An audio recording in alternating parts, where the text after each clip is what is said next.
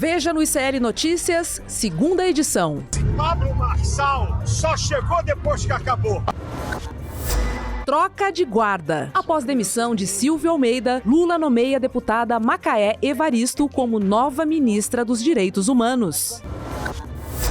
Cerco contra as apostas. Justiça bloqueia 20 milhões de reais de empresa de Gustavo Lima por suspeita de lavagem de dinheiro para bets e tira do ar 15 sites de jogos de azar. Clima de deserto e muita fumaça. Maior seca da história, calor e queimadas derrubam qualidade do ar no Brasil inteiro. E São Paulo fica em primeiro lugar como a cidade mais poluída do mundo. O ICL Notícias está no ar.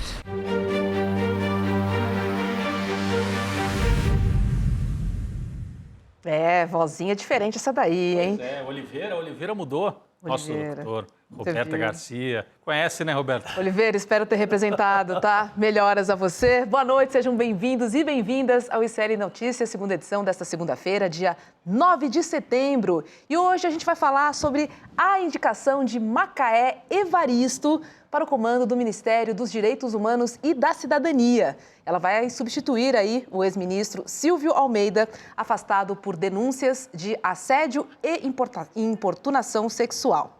Esse vai ser um dos assuntos também de Heloísa Vilela, que também vai comentar as articulações do Congresso para a anistia dos envolvidos no dia 8 de janeiro.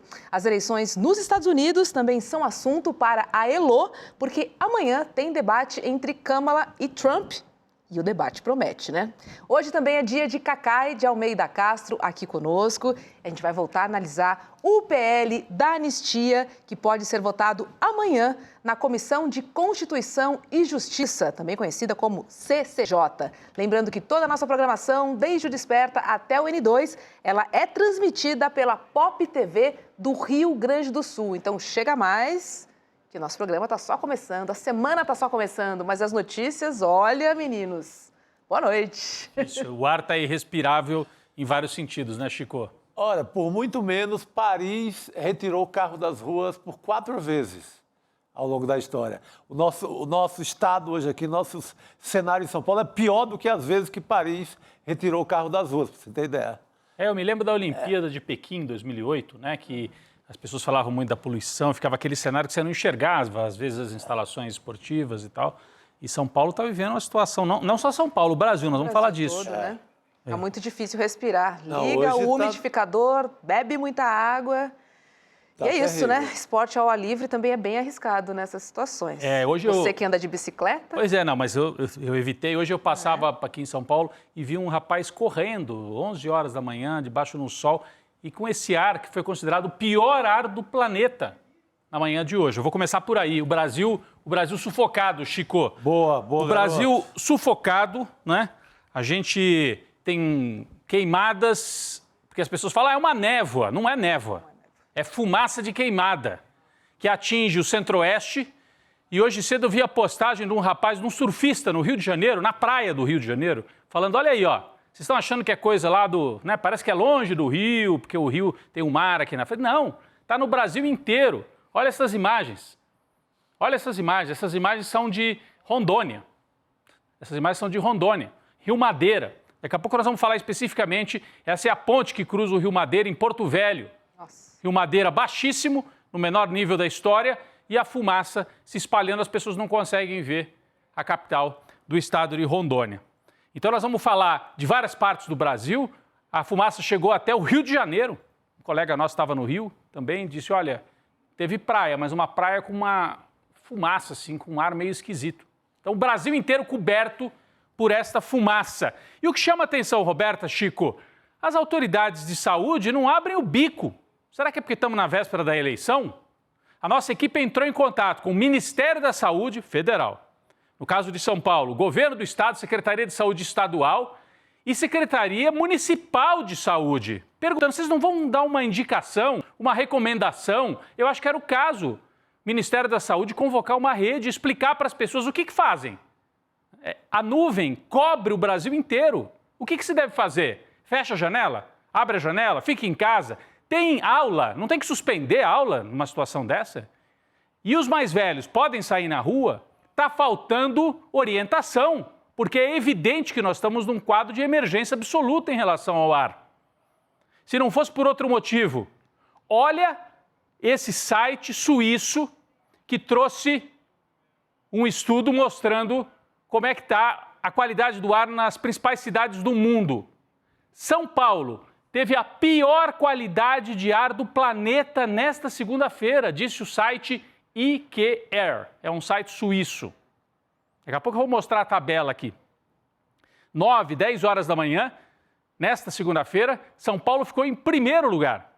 E os dados vêm de quem? Das autoridades de São Paulo, CETESB. E aí esse site recolhe os dados e faz a medição. Olha aqui, ó. São Paulo e região metropolitana está no índice 160, índice vermelho, emergência absoluta. Logo abaixo, Ho Chi Minh, a capital, a cidade principal do Vietnã, 156, e Lahore, Paquistão, 151. Depois Jerusalém, Israel, Doha, no Catar, Pequim, na China, e vem outras cidades aqui, Santiago do Chile. Santiago é famosa pela poluição, né? É famosa por não dissipar a poluição por conta dos Andes, que não permitem que se dissipe a poluição. Agora, aqui em São Paulo, é fumaça que vem de queimada. Essa prioridade absoluta que o Brasil deu ao agro. Fala, Roberta, por favor. A Prefeitura de São Paulo respondeu a nossa solicitação. Ainda bem. Vou ler a nota aqui, olha, a recomendação do Centro de Gerenciamento de Emergências Climáticas da Prefeitura de São Paulo em situações de baixa umidade do ar, com altas temperaturas, é manter-se bem hidratado, proteger-se do sol, manter ambientes externos e internos úmidos por meio de vaporizadores, toalhas molhadas e recipientes com água, além de evitar exercícios físicos ao ar livre nas horas mais quentes. É isso. A Secretaria Municipal da Saúde alerta que os principais sintomas de hipertermia incluem sede, dor de cabeça, vômito, sonolência, taquicardia, pressão baixa, confusão mental e perda de consciência. Então tá aqui, a nota é um pouco maior, mas recomendou aqui e disse que as recomendações são postadas diariamente no site do CGE. É que eu acho que precisava ter sim uma chamada, uma coletiva, chamar atenção para o fato. Porque tem, é claro, quem vai para a rua e olha para cima percebe que tem alguma coisa errada. Chico, mas as pessoas, a gente acha que porque a gente se informa, a gente trabalha com informação, então a gente fica o dia inteiro procurando. Mas as pessoas saem de casa para trabalhar, não tem tempo às vezes, e elas ficam esperando, né? Elas têm que ser abastecidas com informação. Olha o ar, olha o céu de São Paulo, a gente tinha aqui. Olha isso, gente. É o pior ar do planeta nesta segunda-feira. Olha as imagens, Marginal, né? Esse mapa aqui, selecionado pela nossa equipe, mostra aqui vários pontos vermelhos no entorno da capital, para mostrar que não é só capital, São Paulo. Santo André, São Caetano, Taboão da Serra, Guarulhos, Barueri, Itacoaquecetuba, toda a região metropolitana de São Paulo, com uma exceção aqui que eu não consigo identificar, com o ar de péssima qualidade. Quando você vai se afastando, vem para o litoral, melhora um pouco. Ó, a região de Praia Grande, Santos, litoral paulista, melhora um pouco a qualidade do ar. Então, é gravíssima a situação do ar em toda a Grande São Paulo. Como a gente falou, essa nuvem é fruto das queimadas, é alteração climática no mundo, alteração de temperatura nos oceanos, aumenta a temperatura dos oceanos, provoca mais queimada, e é ação humana, como a gente viu vários incêndios criminosos, ou gente que opera, sempre fez isso, viu, Roberto e Chico? Tem essa cultura em algumas partes do Brasil. Você em algumas épocas toca fogo ali para limpar o terreno. Só que não dá mais para fazer isso, você perde o controle e vira um drama para quem está ali perto do incêndio, e isso se propaga pelo ar. Tem queimadas também acontecendo em outros países da América Latina, da América do Sul, Paraguai, Bolívia. Então, isso acaba se espalhando por todo o continente sul-americano. Eu recebi hoje imagens e informações da jornalista Luciana Oliveira, que trabalha em Rondônia, tem um site jornalístico em Rondônia, Porto Velho. Ela disse, nunca nascida e criada em Porto Velho. Vivi uma situação dessa na capital de Rondônia. Aqui são as imagens que ela mandou para mim. Olha só. Olha isso, gente. É Rio Madeira. Não tem indústria. Não tem tanto carro circulando assim que justifique isso. É fumaça de queimada. E ela me dizia, essa ponte sobre o Rio Madeira, a foto foi tirada, a imagem foi tirada, né, de frente para a ponte. Ela falou, do outro lado normalmente se vê a cidade. Só que sumiu por trás da fumaça. Então, uma situação realmente dramática. O Ministério Público Federal em Rondônia, né, cobrou que o governo federal mande mais equipes. A gente tem aqui a determinação do Ministério, deu 72 horas. Aqui, ó, o Ministério Público Federal em Rondônia deu prazo de 72 horas. Deu assim, pediu e a Justiça deu, né? O Ministério Público pediu, melhor dizendo, né? Porque o Ministério Público pede. E a Justiça deu prazo de 72 horas para a União se manifestar e para colocar mais equipes para combater os incêndios que atingem pelo menos 2 grandes reservas florestais em Rondônia. Ação civil pública proposta pelo Ministério Público foi acolhida pela Justiça Federal, determinando 72 horas e aqui para aumentar as brigadas de prevenção de incêndio para apoiar o IBAMA. As equipes do IBAMA não são suficientes para trabalhar. Vamos para a próxima página aqui. Então, está pedindo que o governo federal envie equipes, né, a liberação de verba da União para a contratação de 15 brigadas com 30 brigadistas temporários, totalizando 450 brigadistas com equipamentos de proteção e tal, para atuar junto ao IBAMA em Rondônia, para dar um apoio ao IBAMA que não dá conta de conter os incêndios. Bom, diante desse quadro, alguém ainda aposta em discurso negacionista de clima, dizendo, isso é bobagem, de vez em quando o planeta fica mais quente, depois esfria de novo, depois fica quente de novo. Será que alguém ainda aposta que não tem algo muito grave acontecendo, Roberta? Os negacionistas continuam por aí. Não só continuam por aí, como se reuniram em grande número, viu? Uma parte, pelo menos, dos que estavam na Avenida Paulista no último sábado, pratica o discurso do negacionismo. Além de pedir anistia, de pedir impeachment de ministro do Supremo Tribunal Federal, são negacionistas do clima, né? São os extremistas de direita que se reuniram em São Paulo nesse fim de semana. Um número, a gente olha a fotografia, tinha bastante gente, 45, 50 mil pessoas, mas é 1/3 do que eles reuniram no primeiro semestre, Chico. Não conseguiram fazer a mesma mobilização. Muita gente pelo absurdo da pauta, né? Se ainda juntar essa altura da vida, daquele tanto de gente, para falar absurdos como pedir impeachment de ministro do STF e continuar golpista, porque eles continuam defendendo o golpe. Continuam. Então, eles pedem anistia em pleno andamento do golpe. Eu não entendo esse pedido. Tem anistia na rua, pedido de anistia na rua, e daqui a pouco nós vamos falar, né? A Roberta já deu uma palhinha aqui na abertura. Tem uma lei, um projeto de lei andando no Congresso para dar anistia para os golpistas de 8 de janeiro. Mas foram, assim, mais aqueles bolsonaristas raiz, aqueles mais radicalizados mesmo. Dava para ver que era, em geral, um público um pouco mais velho, né, Roberta, pelas imagens? Sim. Um público, assim, de meia idade, classe média de São Paulo, né? Mas tinha também alguns jovens, assim. E não estamos tapando o sol com a peneira, dizendo que foi um fracasso total. Não foi. Foi lá, tinha lá uns 3 quarteirões na Avenida Paulista, mas 1/3 do que foi no primeiro semestre. Esse aqui que apareceu agora, o Malafaia, voltou a fazer o discurso mais radicalizado. O governador de São Paulo, Tarcísio, foi o único que botou a cara ali em cima do caminhão, dos governadores. Da outra vez foram mais governadores, prefeitos. Dessa vez, o Tarcísio. E teve uma certa confusão, porque o bolsonarismo está dividido em São Paulo entre Marçal e Ricardo Nunes. O Ricardo Nunes ficou lá meio quietinho, meio escondidinho ali. O pessoal brincou, tinha que fazer o procurando o Oli para achar o Ricardo Nunes no meio ali da manifestação.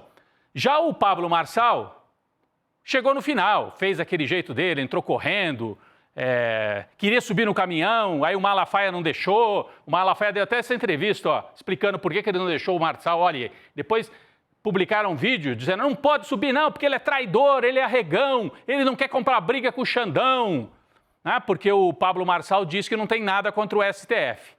Deu a impressão de uma divisão, mas olha, pode ser malandragem também, Chico. Tem uma grande chance deles estarem operando. Só tinha malandro. Só tinha malandro então, ali. a chance de malandragem é de 100%. A chance de malandragem que eu digo, Roberto, é porque eles passam a impressão, é uma briga entre eles. Mas será que é uma briga mesmo? Porque o Bolsonaro e o Malafaia, não vai subir no caminhão o Marçal. E aí eles dão a impressão, estão apoiando o Nunes. Por baixo do pano, os mais radicalizados, aqueles mais jovens bolsonaristas, o Gayer, o Nicolas e outros, não, o nosso candidato é o Marçal. Mas o Marçal não pode subir no palanque. Com isso, eles criam um clima, assim, e ficam com um pé em cada canoa. Estão com um pé em cada canoa. Vão pegar a grana do acordo com o Ricardo Nunes, que não é pouca grana, a grana que é para emplacar o vice lá na chapa, e vão descarregar voto depois, na hora H, no Pablo Marçal. Não tem desacordo. Esse povo se reúne com 2 segundos e vão estar junto de novo. É muito estratégico, é a extrema-direita estratégica para tirar o Boulos do segundo turno. Pois é, porque fica essa pergunta. A Roberta mesmo falava aqui, né? Tem um zoom, porque a última pesquisa mostrou tríplice empate. Empate técnico, né? Empate técnico. O Boulos um pouquinho na frente. Eu acho que o Boulos tem mais probabilidade de ir ao segundo turno mesmo, porque tem uma parte do voto da Tabata que, numa última hora, pode ir para o Boulos ali, porque precisa botar o Boulos no segundo turno. Mas, gente, pode acontecer, É um risco. Há um risco em São Paulo. Aberto, A esquerda tem que acordar em São Paulo. Tem que acordar em São Paulo, porque o projeto do Jair Bolsonaro com essa confusão, apoia o Marçal, finge que apoia o Nunes, é levar os dois para o segundo turno. Vocês já imaginaram? Nunes e Marçal no segundo turno na capital paulista? Nós temos esse risco. É bom lutar para que isso não aconteça, né? Eles também não estão com essa capacidade toda de mobilização, como a gente viu no sábado. Mas campanha de rua, eu só vejo em São Paulo, nos bairros mais centrais, classe média e tal, e mesmo não classe média rica, assim. Hoje eu fui ao Jabaquara, um bairro assim um pouquinho mais afastado, mas zona sul de São Paulo, só propaganda do Nunes, o Ricardo Nunes, prefeito, porque é muita máquina, vereador, é muita propaganda na rua. O Marçal não existe na rua, o Marçal existe nas redes e o Nunes domina as ruas. Então nós temos um cenário perigoso para o Boulos. Ele depende de um voto que fica aí no meio do caminho, um voto mais militante, um voto de esquerda, e dependeria do Lula e da Marta. Vamos ver o que vai acontecer em São Paulo. No começo eu dizia assim, será que o Bolsonaro vai tentar equilibrar os pratos e ficar com os dois até o final? Parece que sim. Muita gente dizia, é impossível, ele não vai conseguir ficar com um pé em cada canoa, é impossível. Vai seguir assim. Está tentando. Pode ser que dê certo. Vamos ver, tomara que não. Bom, então, essa é a situação em São Paulo, né? Depois de essa manifestação do 7 de setembro, não mexeu uma vírgula. Em relação ao Supremo, olha, o Xandão olha para isso aí. E ri, né? E ri, porque, você não acha, Roberto? Porque quando estava no poder, o Bolsonaro foi lá naquele 7 de setembro, disse, agora eu não respeito mais Alexandre de Moraes. No dia seguinte não aconteceu nada e o Bolsonaro teve que pedir arrego para o Michel Temer. Então, fizeram barulho, ajudaram a mobilizar a turma deles, mas para o julgamento no Supremo não mexeu uma vírgula, nada, zero, né? Então, esse é o fato. Depois nós vamos falar com o Cacai hoje, daqui a pouquinho, também ajudando a gente a analisar isso, essa questão também de anistia, se pode prosperar ou se não pode. Mas falando em extrema-direita, a gente tem eleição municipal no Brasil e tem eleição nos Estados Unidos. Amanhã, debate, talvez o único debate entre Kamala Harris e Donald Trump. Talvez o único. Teve aquele primeiro debate do Biden contra o Trump, depois o Biden desistiu. Essa campanha já teve várias reviravoltas. Incrível, né, Roberta? Porque você teve no começo o Biden ao quebrado, aquele debate em que ele, perdeu a eleição, o Trump está eleito. Depois teve o atentado, a orelha atingida do Trump. Ali, agora está eleito mesmo. Depois o Biden desiste, a Kamala vem e tem um momento de avanço da Kamala Harris em agosto. Mas, atenção, as pesquisas que saíram nesse fim de semana, New York Times, pesquisa do Siena College, mostra que parou de subir a Kamala Harris, estancou. Está, assim, em empate absoluto, como foram as últimas eleições nos Estados Unidos. Olha aqui, ó, Trump e Harris, pescoço a pescoço, né? A gente diria aqui no Brasil, cabeça a cabeça, né? Enfim, então equilibrados, é um empate, mostram as pesquisas. A gente tem aqui o gráfico de uma dessas pesquisas, que foi publicada pelo próprio New York Times, eu acho que a gente vai mostrar aqui, que mostra, olha aí, ó, Kamala Harris 47, Donald Trump 48. É a última que foi publicada. No agregador, porque lá eles fazem isso também, uma média de todas as pesquisas e o agregador de pesquisa. Essa é a última, você vê, o Trump está numericamente 1 ponto, isso é empate. No agregador é empate também, 1 ponto acima para um lado, 1 ponto acima para o outro, não dá para saber quem ganha. E nos estados decisivos, os chamados swing states, são 7 estados, a Kamala Harris tem uma levíssima vantagem de 2 pontos em 3 estados. E em outros 4, empate. O Trump não leva vantagem absoluta em nenhum dos estados mais decisivos. Teoricamente, a Kamala Harris está um pouquinho melhor, se esses números se mantiverem. Agora, o debate de amanhã é fundamental. Uma campanha que já teve tanta reviravolta, e ainda mais porque a mesma pesquisa, segundo o New York Times, aponta que 28% dos eleitores nos Estados Unidos consideram que conhecem pouco a Kamala Harris, querem conhecer mais para saber se vão ou não votar nela. Só 9% dizem isso do Trump. Claro, ele já foi presidente, é conhecido. Mas 28%, é bastante ainda, quase 1/3, diz que conhece pouco a Kamala Harris. Esse debate é a chance dela ser mais bem conhecida. não pode cometer nenhum grande deslize. Então, é fundamental. Esse debate pode ser decisivo. Acontece amanhã, terça-feira à noite, e na quarta a gente vai certamente trazer repercussão desse debate nos Estados Unidos. Roberta. Já comprei pipoca para esse Maravilha. debate que promete, né? De noite. Promete, vai ser uma noite daquelas. Dividida entre a Série B e o debate americano. Tem essa penitência a cumprir com o Santos Tem a Futebol Série Clube, B, né? Eu tô próximo disso, não sei, vamos ver. Olha, gente, vamos chamar a Heloísa Vilela para comentar a indicação de Macaé Evaristo para o Ministério dos Direitos Humanos e da Cidadania. Oi, Elo, boa noite para você. E o martelo, foi partido, hein? Olha só, teremos uma mulher negra no comando da pasta. Teremos, e era uma preocupação do presidente Lula, exatamente essa escolha, somando todo esse simbolismo. Boa noite para vocês também, rapazes. Boa noite, Elô. Boa noite só para a Roberta. Mas é claro, né, vindo da situação que veio, da crise que se instaurou no governo, com o afastamento do ministro Silvio Almeida, o presidente Lula queria muito uma mulher negra para ocupar esse cargo. E escolheu uma mulher que tem, assim, quase que uma unanimidade em torno dela. O PT estava muito interessado na indicação da Macaé Evaristo.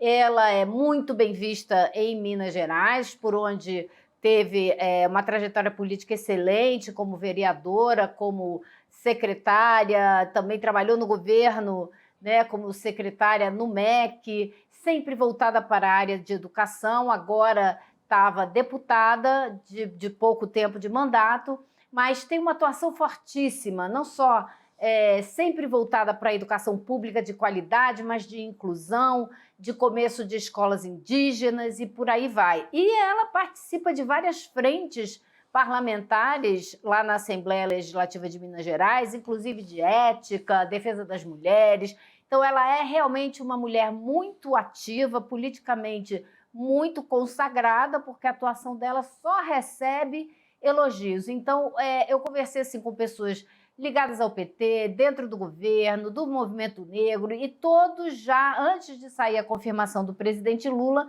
me diziam que o nome dela era certo, era muito apoiado, e a gente viu na internet as reações, a Gleisi Hoffmann reagiu, outras pessoas reagiram, ela era muito ligada também à líder da área financeira do PT, que também reagiu, ou seja, ela chega com muito apoio, com muita força, para terminar o mandato que o Silvio Almeida começou, e um ministério muito sem recurso, mas que mesmo com pouquíssimos recursos, Silvio Almeida, isso a gente tem que dizer, foi um excelente gestor e fez coisas que assim, ninguém acreditava que seriam possíveis.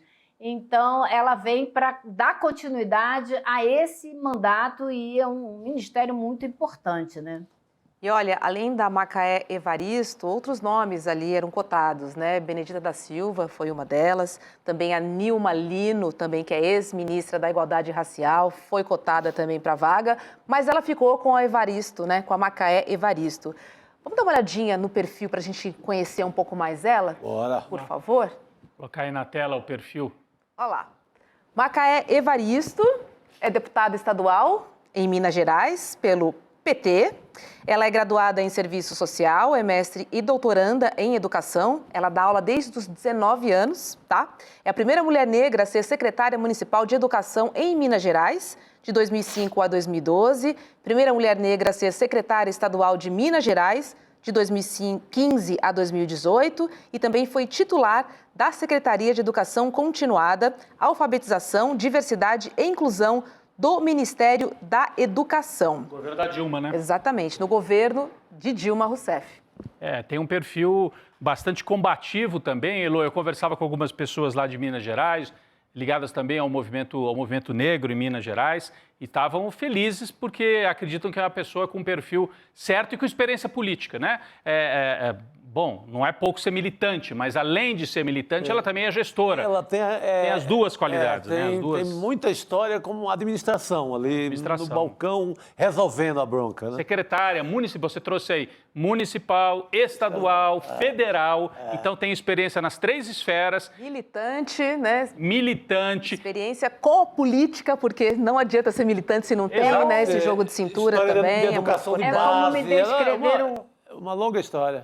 Como me descreveram hoje, ela é PT raiz também. Ela é roots. Isso é uma coisa importante, porque é um ministério que o PT reivindicava que fosse dado ao partido, e também o PT de Minas Gerais, que está sem nenhuma representação na esplanada dos ministérios. Então, Minas Gerais queria muito essa representação na esplanada, e conseguiu.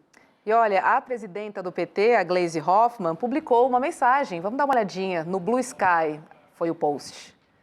Bota ela pra gente, por favor. Gleisi Hoffmann, aí. Olha lá, ali a mensagem da Gleisi. Com Macaé Evaristo, do PT de Minas, o Ministério dos Direitos Humanos, o presidente Lula nomeia uma mulher negra combativa com histórias de lutas e realizações na defesa da educação e dos direitos humanos das crianças e adolescentes. Sucesso, companheira Macaé, que é prima, né, da escritora Evaristo Conceição também. Evaristo. Conceição Evaristo. Conceição Evaristo. Exatamente.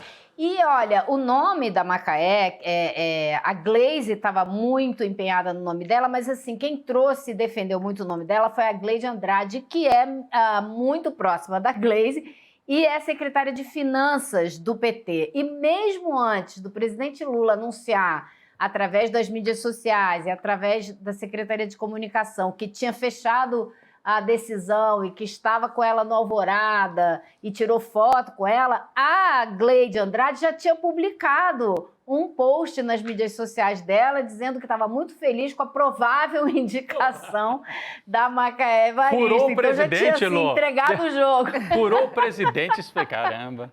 Bom, o presidente Lula fez uma adiantou. postagem, né? Pois é, vamos dar uma olhadinha. Tem uma postagem também do presidente Do Lula. presidente Lula, acho que no Instagram. Pra gente Abraçado dar uma olhada. com a Macaé Evaristo, que agora é a nova secretária Ele ministra. colocou né? no Blue Sky, no Instagram, Olha aí, ele ó. colocou em todas as mídias. A gente está vendo a fotinho aí do presidente Lula. Eu não consigo ler, que está Eu muito leio pequeno. para você, Roberta. Hoje convidei a deputada estadual Macaé Evaristo para assumir o Ministério dos Direitos Humanos e Cidadania. Ela aceitou. Assinarei em breve sua nomeação. Seja bem-vinda e um ótimo trabalho. A mensagem, assim, séria, protocolar, informativa, mas a foto do lado eu acho que até comunicava mais do que a... É uma escolha muito certeira, sabe? Assim, muito bem aceita no PT, nos arredores, ali na esquerda inteira, porque ela tem história, tem muita história e tem administração pública no currículo. Ela não vai chegar lá e vai ficar assustada de manhã com o começo dos trabalhos, não. Ela sabe, cobranças, né? sabe como fazer. Eu queria dizer, ela tem experiência nas 3 esferas do Executivo, Municipal, Estadual e Federal, e no Legislativo. Então, para negociar também com o parlamentar, sabe fazer isso, que é deputada lá na Assembleia Legislativa de Minas Gerais, sabe fazer e sabe lidar com os movimentos, com a militância, né? Assim, tem uma história, ela mesma já é uma história, né, Roberta? Agora, também existem as investigações, né, no próprio Ministério dos Direitos Humanos e da Cidadania, né, em andamento, pelo menos 10, né, por denúncias de assédio sexual e moral, né, então ter uma mulher ali também liderando essa pasta tem o seu impacto, né, a sua implicação, principalmente pensando agora nessas investigações que estão em curso no próprio Ministério, e são várias. É importantíssimo o que você falou. E a gente vê assim, é um ministério com pouca verba, etc., mas é um ministério muito difícil do ponto de vista das intrigas, das disputas, sabe? Comissão dos Mortos e Desaparecidos, por exemplo. É uma área, é um pequeno ministério assim, do ponto de vista de verba, mas com muitos atritos políticos, ideológicos, até porque é uma área que só interessa à esquerda do Brasil, né? Porque é uma área que é tradicionalmente ligada à esquerda, e a esquerda gosta de discutir. A esquerda não fica na hipocrisia do mundo da extrema-direita. Então, é um ministério de discussões muito acaloradas permanentemente. Agora, a Heloísa, né, passou um tempo fora do Brasil, como a gente acompanhou aqui, foi à China, voltou, acompanhou de perto esta crise. Elô, o rescaldo da crise e da demissão de Silvio Almeida, não sei se você conseguiu hoje captar mais alguma coisa nos bastidores, o que ainda pode vir pela frente, que é importante a gente falar do nome novo, mas temos que falar, e vai ter muita investigação, e isso tem que ser investigado mesmo. Heloísa, não sei se você tem algo novo para nos adiantar sobre isso. Não, assim, eu acho que o assunto ainda provoca debates acalorados. Eu acompanhei pelo menos 2 hoje em diferentes grupos que envolvem vários jornalistas aqui de Brasília e ainda provoca muita discussão, muita eu acho que existem ainda muitos pontos que provocam muitas dúvidas. A rapidez com que agora o ex-ministro já foi praticamente julgado e condenado no palco da sociedade, né? E antes dele ter um processo na justiça, e aí muita gente discute se isso aconteceria com um ministro branco. Enfim, são muitas as discussões e eu acho que esse assunto ainda vai provocar muito debate na sociedade brasileira, como deve, porque essa questão não pode ser simplesmente varrida para debaixo do tapete. Acho que a gente tem que ir até o fundo dessa discussão. Mas a crise maior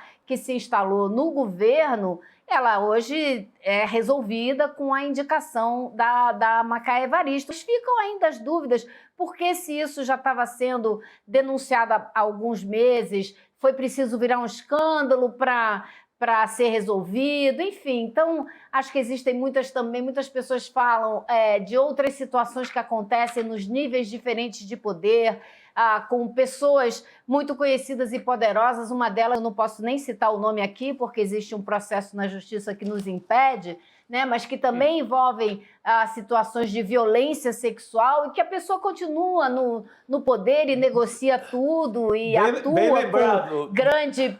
Né? Então, eu acho que assim, existem sempre vários pesos e várias medidas numa sociedade machista, racista, classista como a nossa, né? Então, eu tenho muitas dúvidas a respeito dessa condenação imediata do ex-ministro e eu acho que eu, como jornalista e como pessoa de esquerda que discuto esses assuntos e quero desconstruir o racismo e o machismo no país, eu prefiro não partir para a condenação imediata dele no espaço da sociedade. Eu acho que ele tem que ser julgado pelas vias normais de justiça e tem que ter o direito a se defender, né? Então, eu só faço essa ponderação. Mas está havendo um debate intenso ainda em Brasília em torno dessa saída do ministro. Sim, Elo, enquanto você falava, o nosso chat aqui explodia perguntando por esse caso, que é de uma autoridade, presidente da Câmara dos Deputados, que tem uma acusação gravíssima feita pela mulher, inclusive aqui no ICL Notícia, que foi processado por ter divulgado essas acusações da mulher, desse deputado, e não dá nada. Para uns não pega nada. Pois é. Parece que basta você ser canalha declarado e público que nada pega. É complicado, né? Mas então é difícil. Pedro Guimarães saiu da caixa, mas já se passaram 2 anos. Sim, ele é réu e não aconteceu nada. Nada. Então, para uns não pega nada. O caso desse deputado todo-poderoso de Brasília é impressionante, é público, está lá, todo mundo ouviu as denúncias aqui no ICL e essas denúncias, inclusive, elas estão... o deputado conseguiu tirar do ar. Tirou do ar, do Congresso em Foco, do ICL e mais da Pública. Sim. Mas você buscando bem, você encontra por aí. Bom, e não apagou o fato. Você tirar do ar, não apagou o fato. Ele pode ter apagado as postagens. As pessoas foram obrigadas a apagar. Mas não apaga o fato e realmente é uma diferença impressionante, né, de tratamento. Porque se a gente parte do princípio, as pessoas, muitas, é inadmissível, não pode ter, a palavra da mulher tem que ser levada em conta em primeiro lugar, né, e tal. Nesse caso, não. Nesse caso, não. Nada. E não pode exercer o poder uma pessoa que comete ou que é suspeito disso. Pessoa que tem a suspeita de ter cometido esse tipo de agressão sexual. Você pode ter o abuso sexual, a importunação sexual no governo, ou pode ter na vida privada, dentro de casa. Eu não vou aqui colocar o que é mais grave do que o outro. É tudo gravíssimo. É tudo grave, não importa o título. O que a gente está discutindo é que porque para uns não pega nada. Não pega nada. E aí essa ideia de que não, a palavra da mulher tem que ser levada em conta. O cara decide o orçamento do país e pode virar ministro. Pode virar ministro. Pode virar ministro. Então, como é que é? Assim, aliás, seria complicadíssimo ele entrar no governo. Aí, agora talvez como é que ele entraria no governo com essas acusações, se tem gente saindo do governo com essas acusações? Talvez com esse tema e esse assunto tenha ficado um pouco mais complicado. Eu acho que é impossível esse cara entrar para o governo. Pois é, mas Senão, Está no pacote, né? Na negociação da eleição da presidência da Câmara, está no pacote o Arthur Lira reservar para ele um naco de poder um ministério. Não sei se é no lugar do Juscelino, vai ter que sair o Juscelino, sai o pupilo e entra o chefe de uma vez, ou se ele quer mais um, porque daí deixa o pupilo ali e ele pega mais um para ele. Então, isso está na mesa. Né? Mas foi muito bem colocado pela Ilô aqui. E isso não quer dizer que a gente não ache super necessário, não vamos cobrar uma investigação desse caso. Sim, a ministra também. Aniele foi vítima. Mas se o governo age e tira por esse caso, ele vai admitir outro que tem um caso escandaloso? Pois é. Fica uma bela Não pergunta pode, né? aí, Fica bem uma bela pergunta na fumaça do Brasil hoje. Pois É isso aí. Deixa eu trazer o próximo tema, Elô, porque a Comissão de Constituição e Justiça da Câmara dos Deputados, ela pode votar amanhã o projeto de lei que vai anistiar os envolvidos nos atos de 8 de janeiro. A CCJ também pautou para amanhã 4 projetos de lei que limitam, a ação do Supremo Tribunal Federal. O primeiro artigo do projeto de lei da anistia já propõe o seguinte, prestem atenção, vamos dar uma olhadinha aqui na tela. Ficam anistiados manifestantes, caminhoneiros, empresários e todos os que tenham participado de manifestações nas rodovias nacionais, em frente às unidades militares ou em qualquer lugar do território nacional do dia 30 de outubro de 2022 ao dia de entrada em vigor desta lei. É isso aí, disse deputado federal Rodrigo Valadares, do União Brasil, de Sergipe. Não falta nada aqui, né, Elô? Anistia geral. Falta quem planejou o golpe, né? Porque essa proposta aí não fala de quem planejou, fala de quem participou de manifestação. Isso daí não inclui o Bolsonaro, então? Eu não sei. Pelo menos deixaram o Bolsonaro de fora, né? Só quem operou, no caso aqui, pois né? Aparentemente, a gente não sabe, né, que consequências essa lei pode ter. Mas uma coisa a gente sabe, que a extrema-direita está vinculando a decisão a respeito da sucessão do Lira na presidência da Câmara à aprovação desse projeto. Eles querem não só aprovar isso na CCJ amanhã, que muito possivelmente aprovarão, porque não existe número de votos suficiente para se opor, né? Eu conversei hoje com o deputado Chico Alencar, que faz parte da CCJ, e ele disse, nós vamos resistir, não tem, a gente vai pedir visto, a gente vai fazer tudo o que for para impedir o andamento desse projeto. Agora, a gente sabe que existe uma necessidade de acordo na Câmara dos Deputados, com participação do governo nessa história, para impedir que esse projeto vá adiante. E o que a gente não está vendo no horizonte é essa mobilização, né, do governo dentro do Congresso para evitar que isso vá adiante. Agora,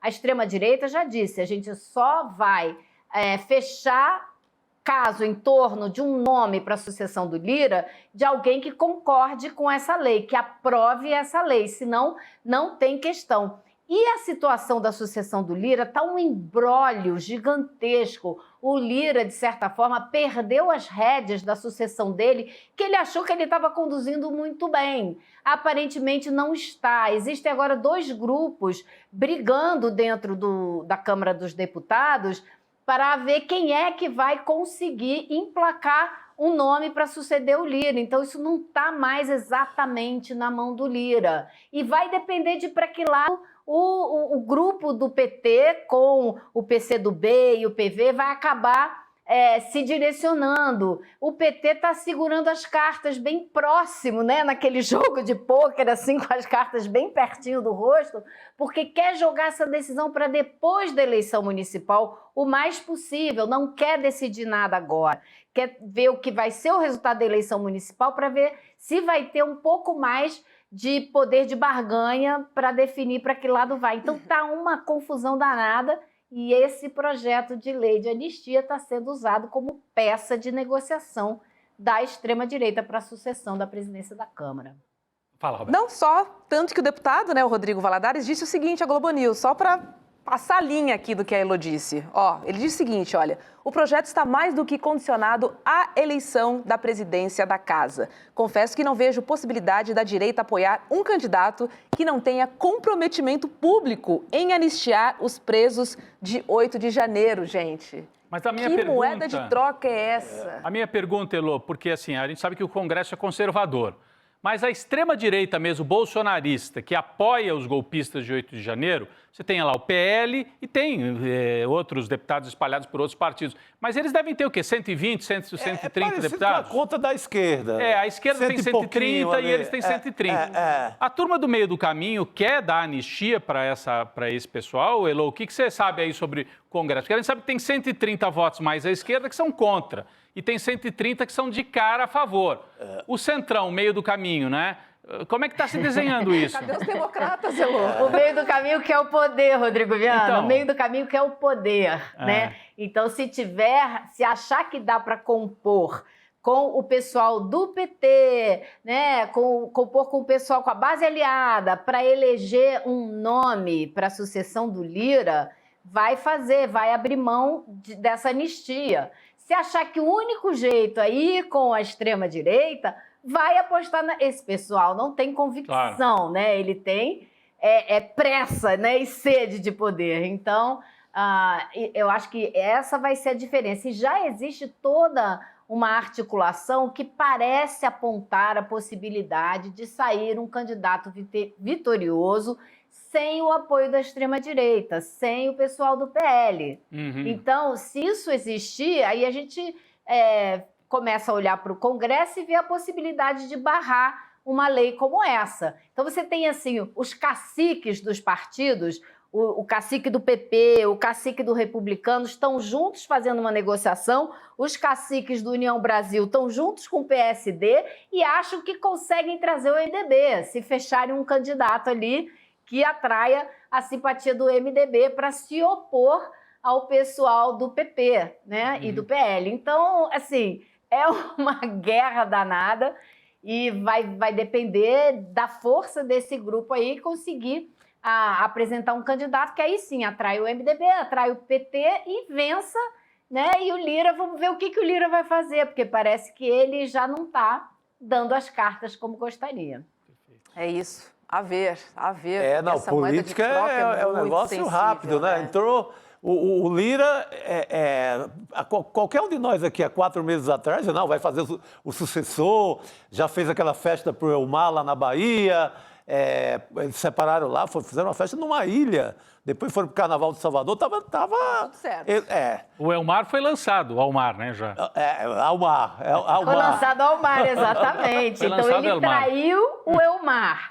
O Elmar foi traído pela segunda vez, né? Ele já tinha sido traído na outra eleição. E agora foi traído novamente e por isso mesmo está se juntando a um grupo de oposição a esse pessoal do PP, do PL e tal. Então, assim, o que eu acho interessante na política é a rapidez com que as coisas mudam. Porque até ontem, né, a gente achava que o Lira estava dando muito as cartas e aparentemente não está dando tanto as cartas assim. O que me leva a ter um pingo de esperança de que o governo, depois das eleições municipais, não se veja na obrigação de dar um ministério para ele. Espero que isso seja possível. Vamos ver. Vamos para os Estados Unidos? Porque amanhã tem o primeiro e possível único debate presidencial entre Kamala Harris e também Donald Trump. A CNN apurou, olha só, que a equipe de Kamala prepara a candidata para uma série de provocações que ela deve, né, receber e também insultos no meio do debate, né, que vai ser realizado pela ABC News. O debate vai durar 1h30 e começa às 9 da noite, no horário local, e meia-noite no horário de Brasília. Sessão coruja para nós aqui, difícil. Praticamente uma sessão coruja, gente. Difícil de acompanhar. Esperar os melhores momentos na quarta-feira de manhã. No CL, melhores momentos no N1. CL1 e CL2. Elô, você vai ficar de madrugada para assistir o debate?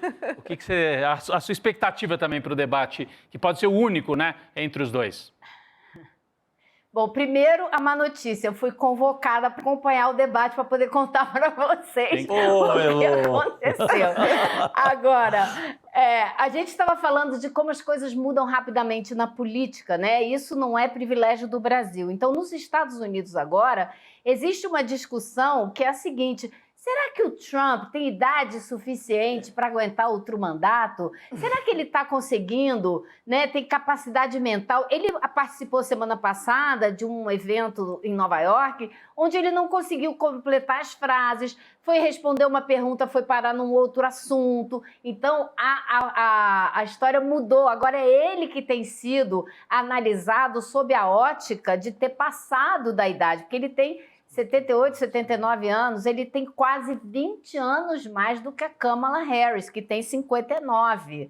Ele tem 19 anos mais do que a Kamala Harris, né? Então, a história mudou totalmente de posição. Agora, ele é o cara que, de repente, pode ter problemas aí com a idade, não está conseguindo muito bem conectar as ideias, aí ele sai falando aquelas frases, enfim.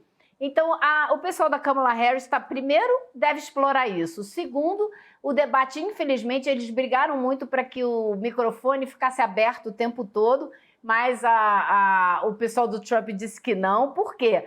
Porque se fica aberto o tempo todo, ele não se aguenta, ele começa a falar, interromper, e era isso mesmo que eles queriam, né? O pessoal da Kamala Harris, mas não vai ser assim. Vai ser microfone fechado, só abre na hora do candidato falar o que ele tem para falar. Então, isso já tirou um pouco da graça para o pessoal do Partido Democrata. Porém, ainda assim, a gente sabe que o Trump tem um histórico que foi comprovado várias vezes de não se aguentar diante de mulheres, especialmente mulheres negras. Ele tem esse problema sério, né, de diminuir a pessoa que está do outro lado, especialmente se for uma mulher negra. Então, o que a gente pode esperar é que ele tente diminuir a Kamala Harris, e ela, muito bem preparada, vai responder à altura. Ela vai tentar, por exemplo, de fazer as mentiras, porque ele fala mentira uma atrás da outra. A gente sabe esse roteiro como é que é, a gente conhece muito bem no Brasil, né? E ela vai ter um papel, uma caneta na mão. Ela não vai ter, ninguém vai ter dados e informação para usar no debate, mas um papel em branco, uma caneta vai ter. E ela muito provavelmente vai anotar as mentiras dele para na fala dela poder desmentir, né? E ela é uma oradora, ela é uma debatedora de mão cheia, advogada, promotora pública, então cheia de energia, muito preparada. Então ele dificilmente vai se criar como se criou para cima do Joe Biden. A gente mostrou aqui no começo do programa, Chico, Roberta, Elô, a última pesquisa que saiu no New York Times, do Siena College, mostrando, de novo, o Trump numericamente um pontinho na frente, né? Mas 48, 47, pesquisa desse fim de semana. E a matéria do New York Times dizia, né, fala cabeça a cabeça, né, neck to neck, né, cabeça a cabeça, e diz que aquele impulso da Kamala Harris que veio no mês de agosto estaria, assim, chegando ao fim, aquele impulso, até pela escolha dela, foi um momento, assim, de empolgação. Então, agora é que vai para os finalmente. E nos estados onde a disputa é mais ferrenha, nos chamados swing states, Elô, Wisconsin, Michigan, Pensilvânia, Nevada, Geórgia, Carolina do Norte e Arizona, praticamente empate em todos eles. Em 3, a Kamala está um pouquinho na frente, por 2 pontos, 3 pontos, e nos outros empate absoluto. Então, uma eleição ainda muito em aberto. Esse debate é fundamental. Não sei como é que você está vendo essa questão das pesquisas, né? Mostraram a Kamala avançando e agora parece que já voltou para um equilíbrio, que é a tônica das últimas eleições todas, né, nos Estados Unidos, não é isso? Exato. Exatamente.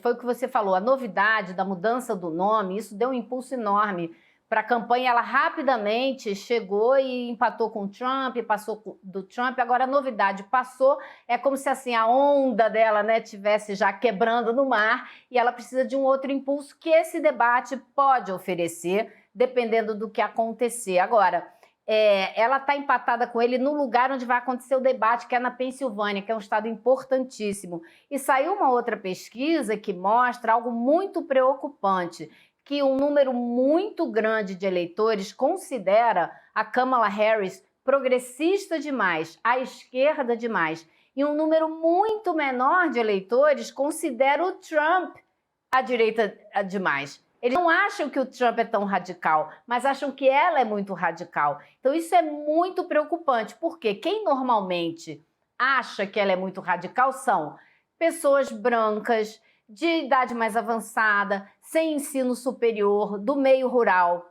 E isso é o quê? É o eleitor médio do estado da Pensilvânia, que é um estado onde ela precisa ganhar, onde ela está empatada com o Trump e poderia definir a eleição, como foi no caso do Biden. Não sei se vocês se lembram, o resultado demorou uma semana para ser anunciado, por causa da contagem dos votos na Pensilvânia, estava apertadíssimo o resultado, e o Biden acabou ganhando, mas é isso, ela precisa da Pensilvânia. E se ela não perder essa pecha de ser muito esquerdista, né, vai ser complicado para ela ganhar na Pensilvânia e para derrotar o Trump nessa eleição. E olha, só corrigindo aqui, o debate começa às 10, às 9h45, para ser precisa, no horário de Brasília, e 9 horas lá no horário local. Tá bom? Então, já se tornou bem começar mais possível. Então, aí sim vai pegar o seu joguinho, Chico. Aí vai ter que ficar ali zapeando. Vamos embora. E olha, Donald Trump publicou na rede social dele, o Truth, hoje, né, uma mensagem de apoio à legalização do uso recreativo da maconha na Flórida. O Trump? Pois é, de novo, né? Porque ele já tinha falado sobre isso. Sempre É o Trump. Aí vai mexer com a direita brasileira, né? A direita brasileira acha que isso é uma questão de conservadores. Não pega nada, né, Elô? Para lá, para os Estados Unidos. Olha, é uma questão dos conservadores, porque o governador da Flórida mesmo é contra. O Partido Democrata...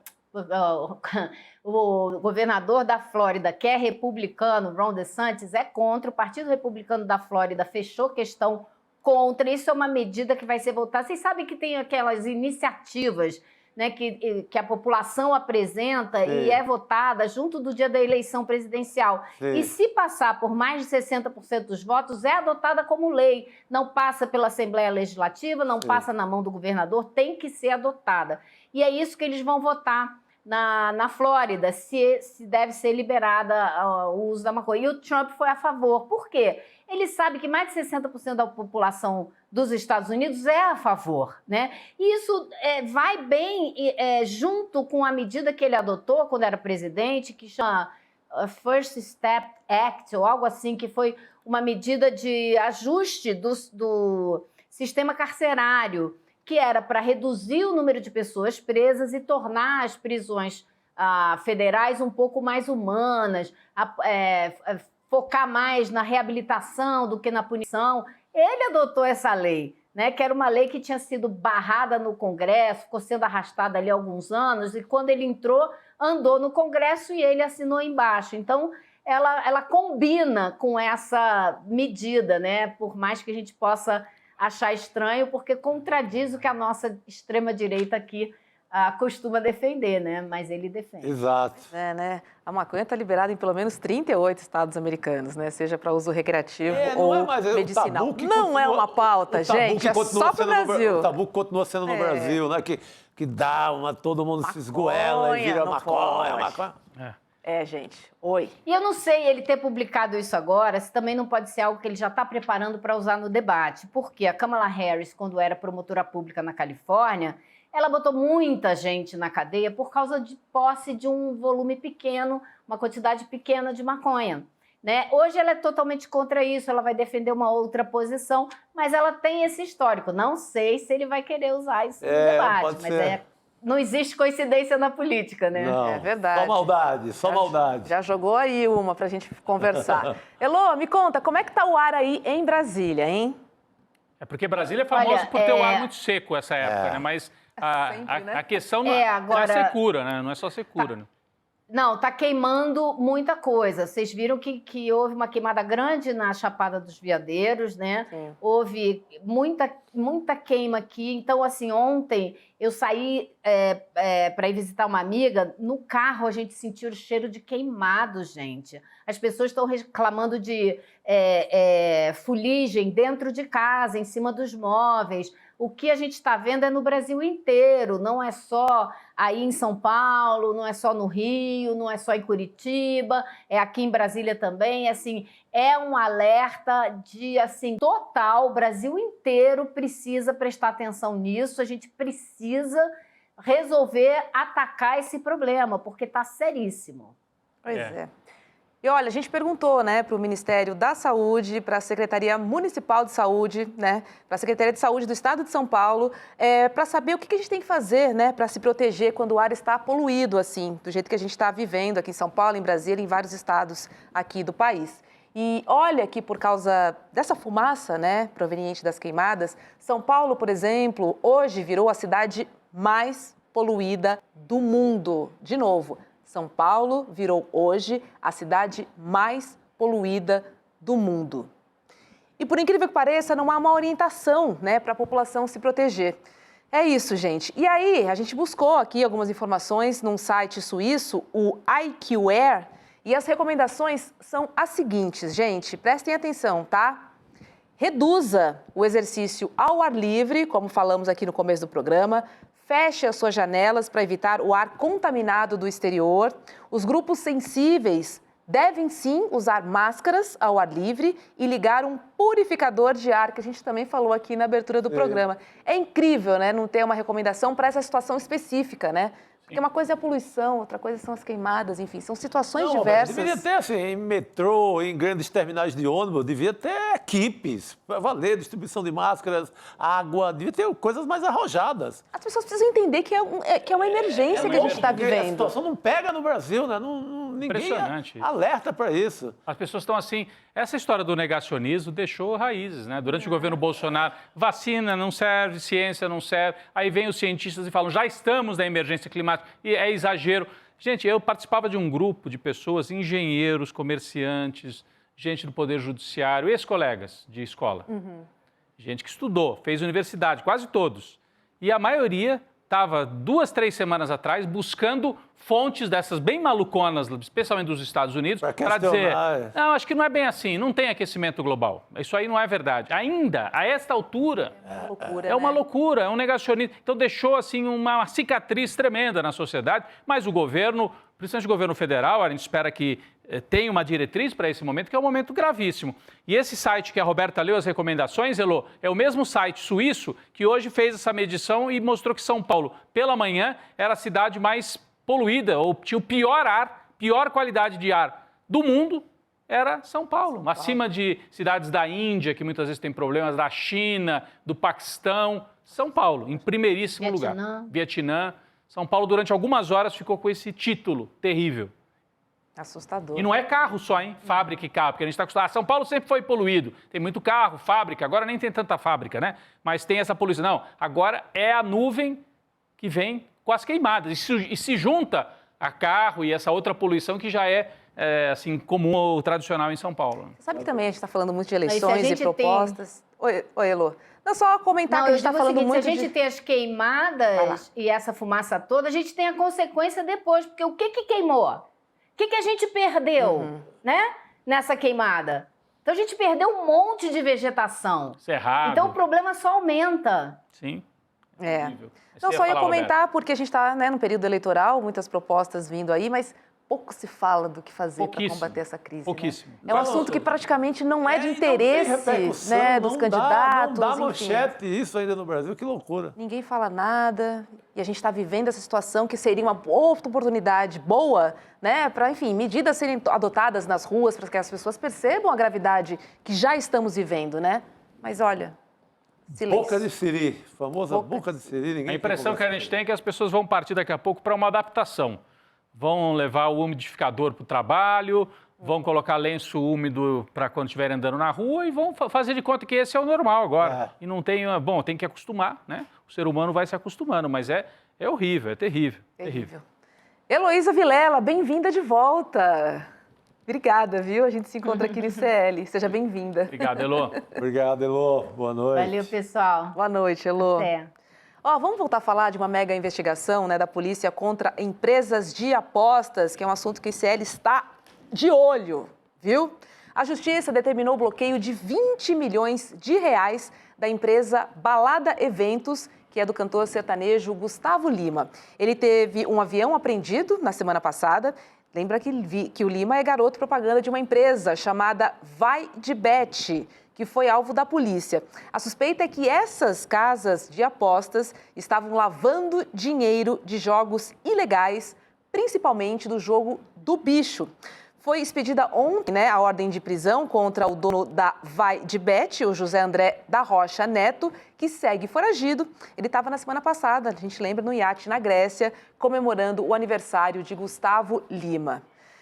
Olha, Que rolo, porque quanto mais a gente mexe, né, novas descobertas aparecem, novos valores, enfim. Esses das bets é rolo para anos agora no Brasil. E tem dois tipos de consequências muito graves, né? Primeiro, hoje eu estava lendo todas as matérias possíveis sobre esses centros de recuperação de jogadores viciados anônimos, né? Que tem vários, tem inclusive no Hospital das Clínicas aqui em São Paulo, tem um muito bom, que a sigla é ANJA, ANJA com M, mas que é uma sigla que é uma entidade de ajuda a esses jogadores. Assim, o que está chegando, o que tem chegado nesses grupos agora é Bet e Tigrinho. Bet e esses cassinos online. Antigamente já era o bingo, né? Teve uma fase do bingo, né? Teve fase de bingo, tinha de tudo, né? Esses jogos mais antigos, jogos de bicho. Mas, assim, o que aumentou nesses grupos, assim, de famílias preocupadas. E levando... primeiro que a pessoa demora a reconhecer que está viciado. Ganha ali um tostão, acha que está... No começo você até ganha, né? Aliás, você ganha para apostar, né? Você recebe para apostar, o tal do bônus. Você ganha uma quantia ilusória ali de 500 conto ali, vai jogar aí começa.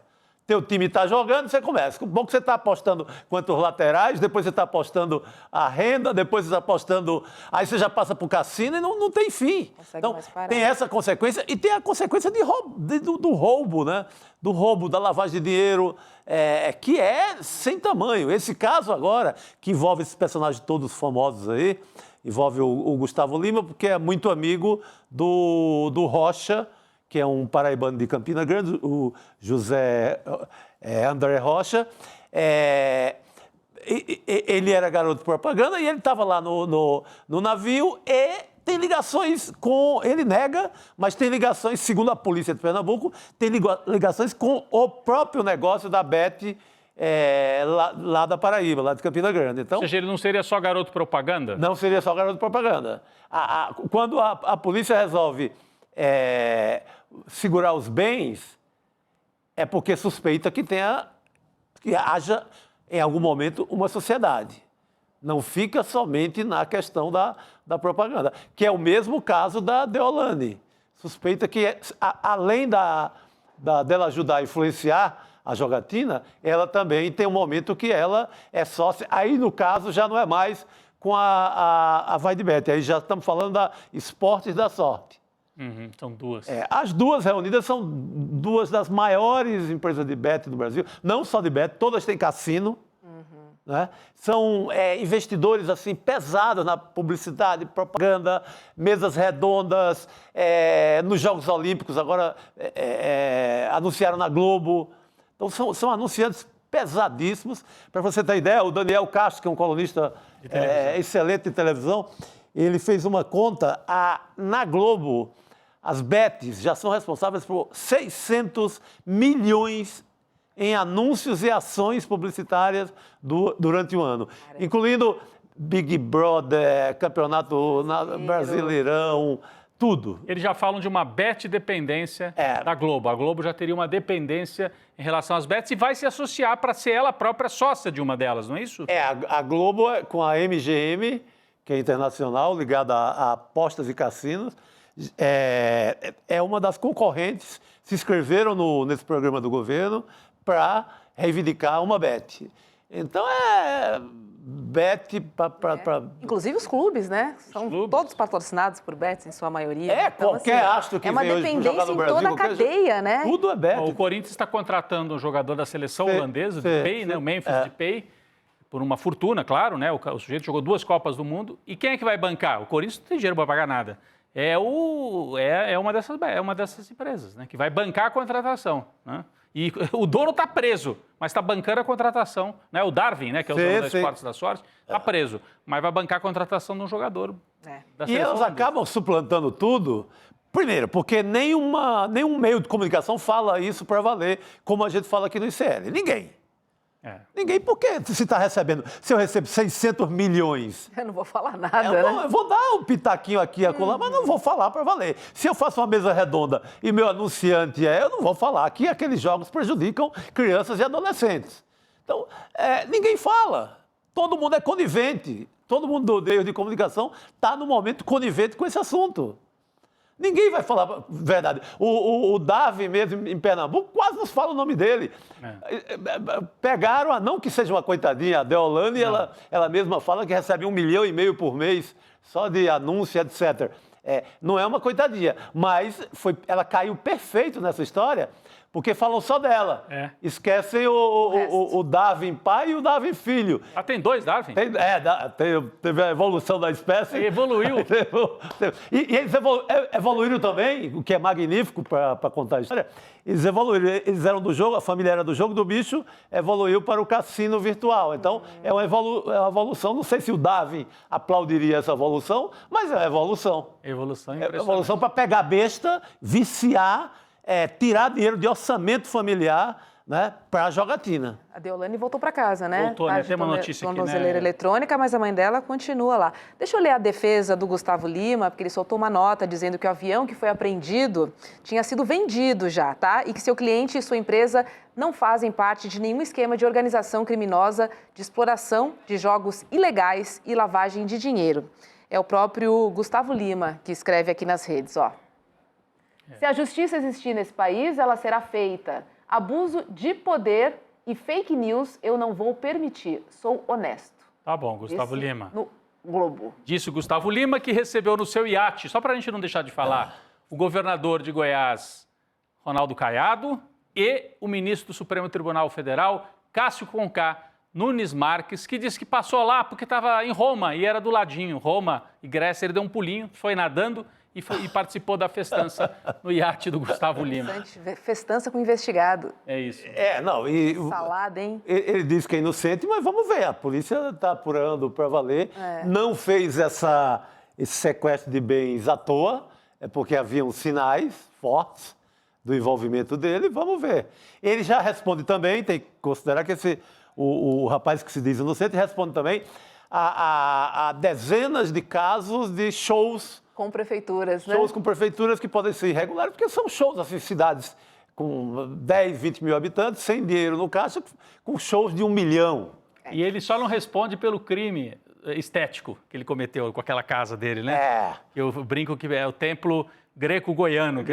Tem templo greco-romano e tem templo greco-goiano, que o Gustavo Lima, esse crime, ele vai passar sem ser julgado. Essa é boa, hein, Rodrigo? Né? Essa é muito Roberta, agora, a justiça, só para não passar batido, concedeu habeas corpus para... Você Deolane, falou rapidinho da Deolane. Exatamente. Ela tinha sido presa no início da operação e vai ficar agora em prisão domiciliar com tornozeleira. Olha a cena quando ela saiu. O pessoal foi lá receber a doutora Deolane. Temos a cena para rodar aqui para a nossa audiência? Vamos ver. Deolane Bezerra sendo aplaudida. Que ela fazia propaganda, né, para outra empresa investigada, que é a Esportes da Sorte. Olha lá, foi carregado em triunfo.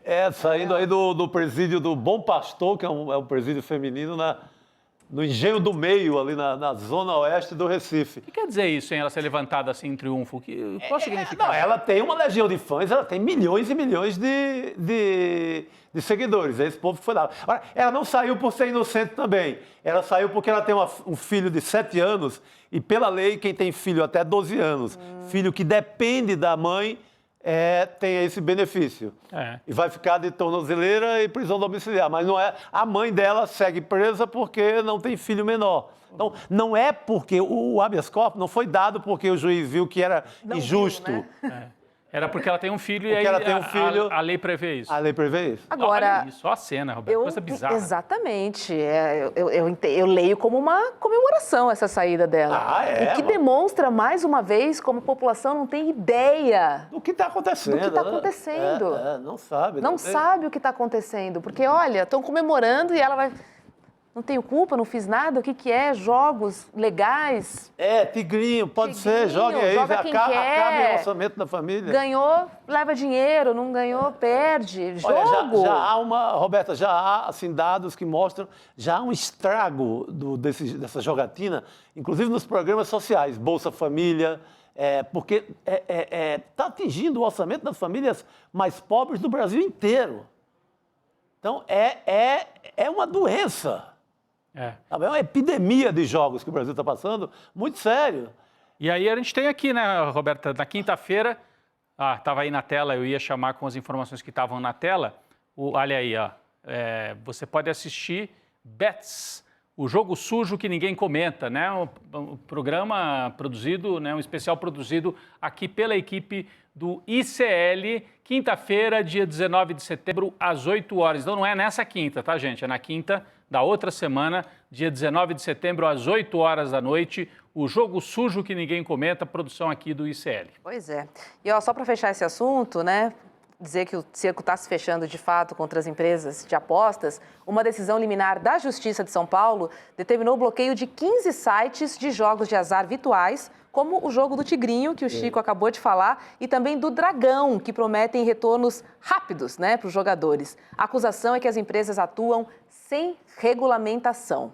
Então, assim, estamos de olho, né? Tá rolando, mas estamos de olho. Sim. Você sabe que quando o Edu começou a falar desse... Desculpa, estava no meio da frase. Não. Quando o Edu começou a falar sobre esse tema, o Eduardo Moreira, né, no ICL Notícias primeira edição, e anunciou que a gente ia produzir, a equipe começou a produzir, eu vi algumas pessoas falando, mas que exagero, dá tanto espaço para isso, né? Porque conhecimento. Pois é, e aí explode essa mega operação, que acho que é a maior operação da Polícia Civil deste ano, é relacionada às bets, o que mostra que houve um faro aqui da equipe de ir atrás de um tema que estava aí, ó, fervilhando na sociedade brasileira, né? A questão econômica, os interesses econômicos, mas também a questão de saúde que o Chico falou, a questão de saúde pública já é essa altura, Total. né? Hoje no UOL tem um caso muito pesado que é de uma família pedindo pelo amor de Deus, pedindo à justiça para que bloqueiem os membros da família da jogatina, não conseguirem jogar. Vê que loucura o vício leva. É impressionante. Não, depois do cigarro e do álcool, é o vício do jogo. Ludopatia é o nome disso. Muito pesado. Ludopatia. Aprendi agora com a Roberta esse aí. Vamos chamar o Cacai agora para conversar com a gente sobre o pedido do impeachment de Alexandre de Moraes. Oi, Cacai. Boa noite para você. Seja bem-vindo. Boa noite. Olá, Roberto. Olá, Chico, Rodrigo. Alegria estar aqui com vocês de novo. Olha, boa noite, há pouco a oposição protocolou no Senado um pedido de impeachment de Alexandre de Moraes. O requerimento tem assinatura de mais de 150 deputados e mais de 1 milhão de assinaturas de brasileiros. E parte dessas assinaturas foram colhidas ontem, né, na manifestação bolsonarista aqui no dia 7 de setembro, em São Paulo. E com esse requerimento de agora, já são 22 pedidos de impeachment contra Moraes. E aí, Cacai, eu te pergunto, vai para frente isso? Boa. Olha, eu acredito que, como você disse, tem 22 pedidos de impeachment, já demonstra que é um jogo político, não mais do que isso, não tem, do meu ponto de vista, nenhum fundamento para ir para frente. Nunca li e já não gostei, esse de hoje, né? Agora, tudo isso está acontecendo por um assunto que nós já falávamos aqui na semana passada, né? Pela inação absoluta desses processos que estão ocorrendo no Supremo Tribunal. Tudo isso, na minha visão, eu tenho batido muito nisso, peço a reflexão das pessoas, nada mais é do que uma tentativa de desmoralizar o Supremo Tribunal e, particularmente, o ministro Alexandre de Moraes. Ou seja, enquanto nós não dermos um fim a esses inquéritos, o ministro Alexandre é o relator do inquérito, talvez seja o inquérito mais importante hoje, que é o inquérito de 8 de janeiro, a tentativa de golpe. Já tem 221 condenados e vários outros esperando julgamento. Enquanto não tiver uma definição, o fim do inquérito, que determine a responsabilização dos políticos, dos militares, generais, dos financiadores e Bolsonaro e seu grupo, nós vamos viver essa instabilidade. Eu não consigo entender como as pessoas acham que é possível viver tanto tempo com eu diria, com esse esgarçamento das relações entre os poderes. Isso é uma coisa que eu tenho escrito, que eu tenho debatido. Isso é uma estratégia de defesa. O bolsonarismo, que está muito enfraquecido, vocês viram ontem, a manifestação do 7 de setembro, pelos cálculos, deu mais ou menos 1/4 das pessoas da última manifestação. Então o bolsonarismo está se esvaindo, até porque hoje existe o Pablo Marçal, que compete com o bolsonarismo numa série de questões. Mas enquanto esses bolsonaristas estiverem na rua, quer dizer, boa parte boa parte não, que se tem essa quantidade de assinatura, deve ter colhido em vários lugares. Mas uma grande quantidade foi colhida ontem nessa manifestação. Isso é, gente, uma estratégia de defesa dessas pessoas que estão nitidamente já derrotadas e certamente angustiadas, porque tem 221 condenações a 13, 14, 15, 17 anos. Eles sabem que, como líderes da organização criminosa, eles vão pegar 22 anos, 25 anos, 27 anos. Então, eu falo, repito, eles têm o direito que esse inquérito termine, relate o inquérito. Depois do relatório, apresente as denúncias, porque essa angústia faz com que venha cada dia uma nova forma de tentar desmoralizar o Poder Judiciário, desmoralizar o Ministério do Estado. Claro que não conseguem. Esses impeachments, pedido de impeachment, não dão em nada. Eu, como advogado que advogo há 40 anos do Supremo, eu já vi dezenas de pedidos de impeachment. Sempre os políticos fazem alguma coisa, pedido de impeachment contra um ministro do Supremo. Agora, o momento é um momento diferente. Eu, há 1 ano e meio atrás, eu me encontrei com um líder bolsonarista, um senador da República, que ele disse claramente para mim, falou, olha, nossa estratégia é fazer maioria no Senado, que é o Senado que vai julgar o impeachment. Se apresentado, o presidente do Senado, em regra, nem apresenta esse pedido de impeachment. Mas ele disse, a nossa estratégia é fazer maioria no Senado para poder pressionar o Supremo. Não é nem para conseguir impeachment, não. É para poder pressionar o Supremo, para poder fazer o Supremo ficar, eu diria, encantoado, entendeu? Então, gente, enquanto nós não tivermos a definição desse inquérito, especialmente de 8 de janeiro, essas pessoas, se imaginam, um general desse que sabe que vai ser processado, vários políticos, são 18 políticos, os grandes, os financiadores, o Bolsonaro e aquele grupo mais próximo dele, vendo que o Zé Mané, que estava dentro do Supremo, pegou 17 anos, sabe que vai pegar 20 e tantos anos. Pois é. Então, isso faz parte dessa ofensiva de desvalorização como forma de defesa. Escuta, velho, a Constituição de 88 prevê que o cidadão tem o direito à ampla defesa. Mas a ampla defesa, evidentemente, ela passa por um critério ético. Desmoralizar o judiciário, desmoralizar o ministro supremo, não é ético. Não pode estar dentro da estratégia da ampla defesa. Mas nós temos que cobrar agora agilidade na Polícia Federal para concluir os inquéritos, agilidade na Procuradoria para poder apresentar a denúncia. Não, eu ia só dizer, Roberta, que já para emendar no nosso próximo assunto, que essa história deles apresentarem justamente hoje o pedido de impeachment é para dar uma sequência, uma consequência à manifestação de sábado, é para mostrar, valeu a pena vocês virem para a rua, porque uma das pautas do sábado era impeachment. Então estamos aqui apresentando e trazendo... Fica vazio do vazio, Se não cai no vazio, eles não conseguem fazer o próximo. Isso tem a ver também com o nosso próximo assunto aqui, Roberto, essa história de anistia para os golpistas. Porque ontem, aliás, sábado, né, eles pediam duas coisas, impeachment do Moraes e anistia para os golpistas do 8 de janeiro. E também está avançando, né? A gente falou aqui no começo, mas acho que você vai trazer para o Cacai comentar também. Vou trazer para o Cacai, porque amanhã a Comissão de Constituição e Justiça da Câmara pode votar o projeto de lei que concede anistia aos envolvidos nos atos golpistas do dia 8 de janeiro. A extrema-direita está botando força nessa pauta. Foi assunto da manifestação, como disse o Rodrigo, no dia 7 de setembro, na Avenida Paulista. Então, assim... Estão tentando dar uma sequência a tudo que foi pedido e solicitado. Exatamente. Não pode esfriar, né? E Roberto, isso começa, Cacá e Rodrigo, isso começa naquela matéria da Folha. Estava morto esse assunto. Eles foram atrás de todo jeito e conseguiram aquela materinha ali na Folha, que é aquelas ligações, ao meu ver, frágeis entre o Alexandre de Moraes e o seu assessor, mostrando que tinha uma interferência do Xandão. Aquela matéria tenta ressuscitar esse assunto.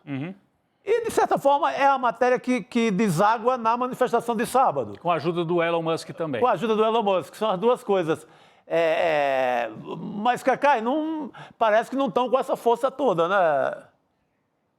Veja bem, na verdade, todas essas pontas que vocês falaram, elas formam um quebra-cabeça de quem está desesperado e que está tentando, repito, desmoralizar o Supremo, especialmente o ministro Alexandre de Moraes. Então você tem uma matéria que parecia ser um escândalo e que em 2 dias caiu por terra, porque tinha mais espuma que rochedo, não tinha nenhuma importância a matéria, era tudo a ilhação, depois fizeram a comparação com a Lava Jato, era uma comparação completamente ridícula. Assim. Eles são frágeis, são muito frágeis. Até mesmo, é ruim dizer isso, mas até mesmo a imprensa que comprou aquela matéria é de uma fragilidade que dá da pena até.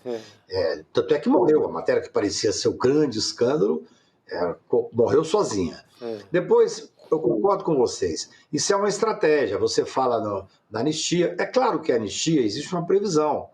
Então, eles têm o direito de propor uma anistia. Só que, repito, só se propõe uma anistia dessa porque estamos ainda num momento de instabilidade institucional.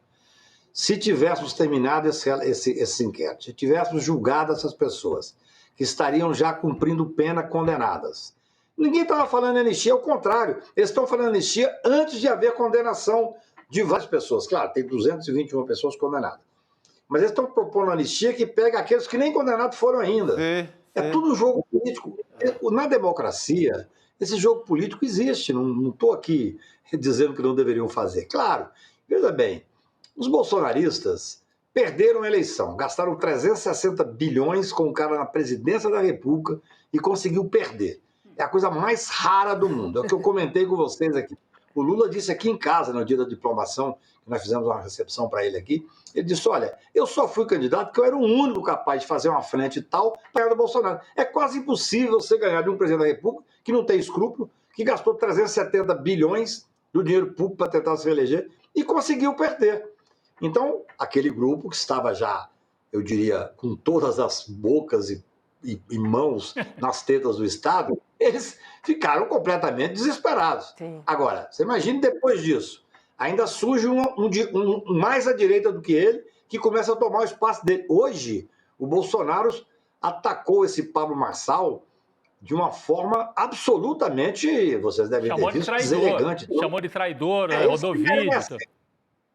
Esse é o tipo da briga, Rodrigo, que você torce pra briga, entendeu? É muito divertido.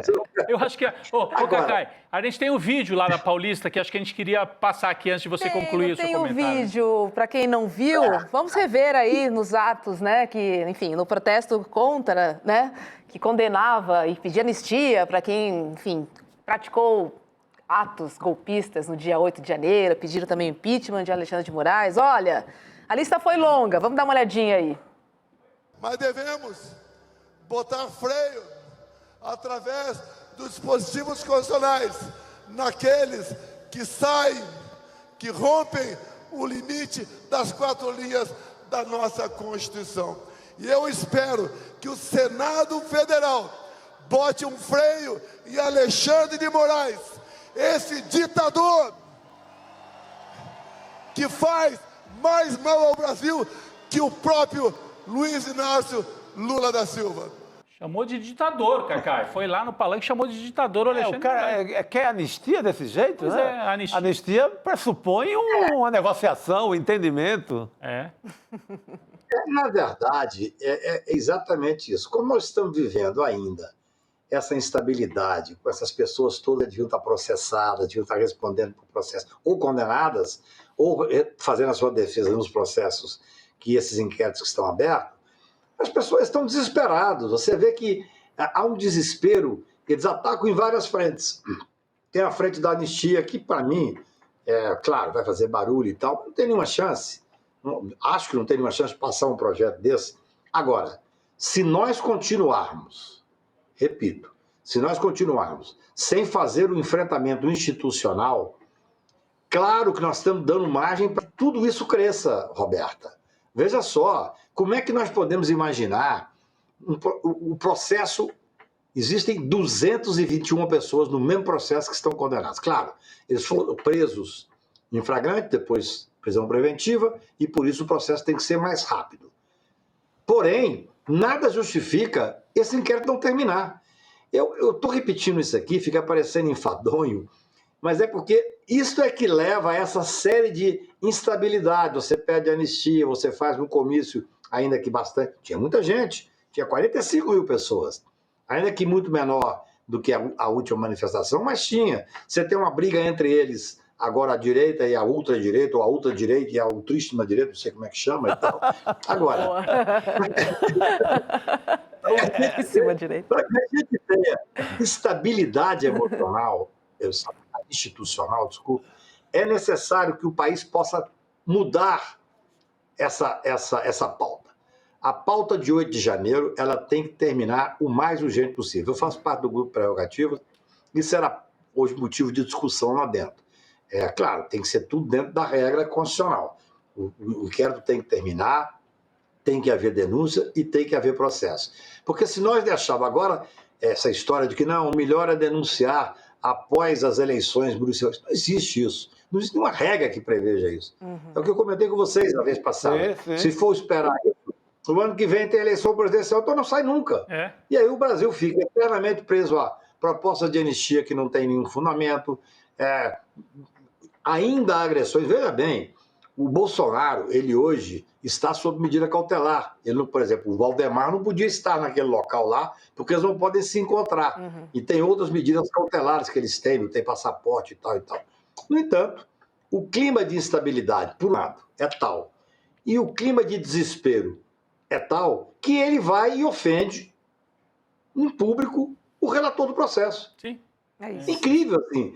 Porque, em regra, quando você vai conversar com o cliente, você fala para o cliente, olha, você conseguiu aqui uma cautelar, mas, por favor, não fale sobre o processo. Não fale sobre, muito menos sobre o juiz, falar sobre o juiz nunca. Quer dizer, nem sobre o processo. Você viu essa senhora que saiu agora da cadeia porque tem filho, e essa jurisprudência eu acho muito favorável, uma jurisprudência que o Supremo fez e tal, que eu acho muito interessante. A mãe não quer deixar a criança menor de 12 anos. Nesse caso, ela não podia deixar com a avó, porque a avó está presa. Então, ela não é casada. Então, assim, ela, no entanto, saiu xingando a justiça, ofendendo a justiça. Quer dizer, é isso. Esses são os exemplos que passam quando o ex-presidente da República vá a público e começa a fazer ofensa pessoal ao próprio relator. Isso só terá uma saída quando esses inquéritos forem relatados, os processos forem apresentados. A condenação, do meu ponto de vista, é correta, porque se você já tem... Hoje as pessoas me perguntaram, ainda hoje, mas o Supremo Tribunal vai discutir a questão da competência? Claro que não. Por unanimidade, em 281 casos, já diz que o Supremo é competente. Então, isso aí agora, quer reclamar, reclama para o bispo, como dizem em Patos de Minas. Porque não tem... Precisam fechar essas investigações, né, Cacai? Não dá mais. Quanto mais tempo, mais espaço a gente abre para esse tipo de coisa que está acontecendo aí. Obrigado. Tá certo, Cacai. Obrigada e uma ótima noite a você. Até para que a gente possa conversar sobre outros temas melhores, mais leves. Gostamos. Não falta assunto, porque o Cacai, olha o que tem de livro atrás dele ali, rapaz, tudo empilhadinho ali. É isso. Valeu. Abraço grande, gente. Tchau, obrigada. Boa noite a você. A mesa do Cacai é uma loucura, né, ali atrás. Não é? Que caos, muito bom. Muito bom. Vamos nessa, eu vou dar um recadinho aqui, porque o ICL tem uma super novidade, que é a nova série documental Bets, Apostas Online. Espera aí. Antes da novidade, a gente tem outra novidade. Tem outra novidade. Não é isso, Chico? Vamos lá. A gente vai pedir para o público, para todas e todos que nos acompanham, para entrar em icl.com.br/Roberta e votar na segunda edição do prêmio Mais Admirado Jornalistas Negros e Negras, Chico. É a segunda edição do prêmio. A Roberta já foi quarta colocada no ano passado? Quarta colocada no ano passado. Certo. Esse ano é para ganhar, hein, Roberta? É isso aí. Obrigada. Então, nós que somos admiradores, colegas, amigos da Roberta, eu viro cabo eleitoral aqui explícito. Por favor, votem na Roberta. É isso. E aí tem o caminho, Roberta, que tá fácil para quem está nos acompanhando. Entrar no nosso site, icl.com.br/Roberta, você entra ali e vota. E ajuda a Roberta. É verdade. Os cabos eleitorais, que chique que eu tô. É só entrar, é verdade. É icl.com.br/Roberta. Aí coloca o seu nome, o seu e-mail, e aí tem ali jornalistas. Aí tem uma lista, são 50 pessoas ali, 50 jornalistas, 50 feras, e muitos de quem eu sou fã, inclusive. Faz o R, ali, faz o R. Faz o R e faz o G. E depois tem lá, Roberta Garcia, ICL. Então, se você puder votar, se gostar do meu trabalho, por favor, vamos seguir. Tá feito o levar convite. o ICL e a mídia independente ali para esse prêmio. Ele é muito importante e representa bastante para a nossa comunidade. Então vai ser bem interessante também. Agora sim, vamos para a segunda novidade, né? Que é a série documental Bets, Apostas Online. O lançamento acontece no dia 19 de setembro, que é uma quinta-feira, às 8 horas da noite, em um evento online e gratuito que só tem aqui no ICL, né? A produção traz à tona tudo o que tentam esconder sobre como essas plataformas operam, levando famílias à ruína financeira e também emocional. E também expõe esquemas de corrupção, né? Manipulação de resultados e a ligação das apostas com o jogo de bicho e com o crime organizado. O ICL foi atrás dos jogadores e influenciadores, também patrocinados por empresas de bets, também empresários do ramo, presidentes de clubes, mas ninguém topou, ninguém aceitou dar entrevistas. A série é apresentada por mim e tem a participação de Eduardo Moreira, Juca Kfouri, Mili Lacombe e também Ronaldo Couto. Tá imperdível. Eu já assisti, olha, garanto. Roda um trechinho aí pra gente ver. As bets continuarão a invasão de maneira como estão fazendo, sem que ninguém bote um olhar crítico sobre o que está acontecendo. Eu entrei em depressão por conta do jogo. Quando eu já perdi, uns 300 mil reais que eu perdi. Você vai ganhar hoje, você ganha amanhã, no terceiro dia a banca já te matou. 80% dos pacientes que chegam para tratamento falam o seguinte: olha, eu considerei até me matar como uma última saída honrosa. Suicídio mesmo foi tentado por 20% dos nossos pacientes. Já foi tentado por ocasião da procura do tratamento. O jogo não vai fazer ninguém enriquecer. Por quê? Porque a lógica é que quem ganha é a banca. Talvez o único atalho que exista para enriquecer seja vendendo a ilusão de que existe um atalho para enriquecer. É uma questão que está intrinsecamente ligada ao sistema capitalista. Economicamente é um desastre, porque você está concentrando renda, tirando renda de pessoas que poderiam ser produtivas com aquele dinheiro em troca de nada. E vamos ver para quem foi esse dinheiro.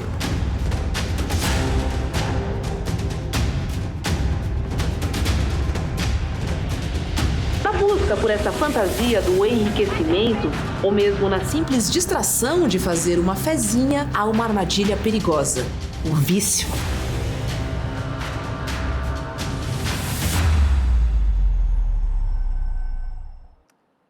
Garante seu ingresso para o lançamento da nova série original do ICL, com exibição do primeiro episódio na íntegra e trechos inéditos. Inscreva-se em icln2.com.br. Lembrando que a direção é de Helga Simões e Márcia Cunha, a direção de André Uzeda e Antônio Farinati e a montagem de PH Mota. Falei? Não, a direção e o roteiro do André Uzeda e Antônio Farinati. O roteiro do André, isso, exatamente, do Antônio, e a montagem do PH Mota. Essa é a equipe, uma parte da equipe, né? Porque a gente sabe que tem muita gente trabalhando e tá muito bacana. Tem entrevistas incríveis ali e mostra bem esse lado, enfim, que as pessoas fingem não ver ou não têm conhecimento também, né? Acho que estamos aí para levar. ICL, né? Instituto Conhecimento Liberta. Só que... Fechou? Fechou, Robertinha. Boa noite, Rodrigo. Boa noite, Chico Sá. Um beijo a toda a nossa comunidade. Vem aí ICL, não, vem aí Espiritualidade em Ação. É isso. Com Frei Davi e o convidada de hoje é a Sara Zara. Até mais. Boa noite. Amanhã. É muito grave essa questão das bets. É tomar dinheiro de quem não tem, de quem se vicia, de quem acaba faltando com a família, para dar dinheiro a quem já tem muito. E lava bastante dinheiro nesse esquema das bets. O ICL resolveu entrar nessa questão, mostrar com profundidade do que se trata e te convida para assistir a um evento online que acontecerá no dia 19 de setembro. Venha com a gente, fique estarrecido com o que este doc vai mostrar.